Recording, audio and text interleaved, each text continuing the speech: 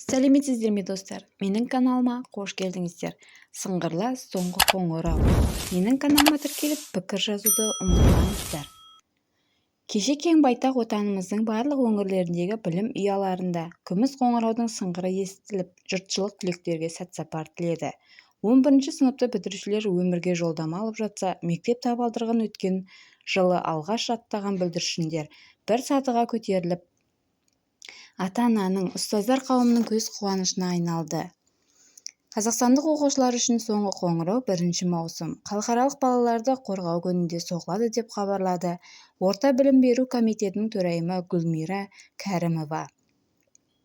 Депутат сыны. Еске сала кетсек, кеше мәжіліс депутаты Аманжол Әлтай 31 мамыр саяси қуғын-сүргін құрбандарын еске алу күні болғандықтан мектептердегі соңғы қоңырау күнін басқа күнге ауыстыруды талап етті.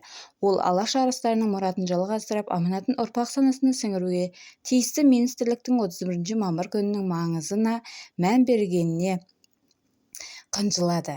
Арыстарымыздың рухына бір күнді де қимай, апыл-ғұпыл аза тұтқансып, іле-шала тойды ойлап, думандатып кете беретін болсақ, елдігіміз қайсы? Сондықтан мектептердегі соңғы қоңырау күнін 30 мамырға не болмаса 1 маусымға ауыстыру керек. Бұл ешқандай талқылауды қажет етпейтін әділетті талап деген болатын. Әлтай премьер-министрдің орынбасары Алтай Көлгіновке жолдаған депутаттар сауалында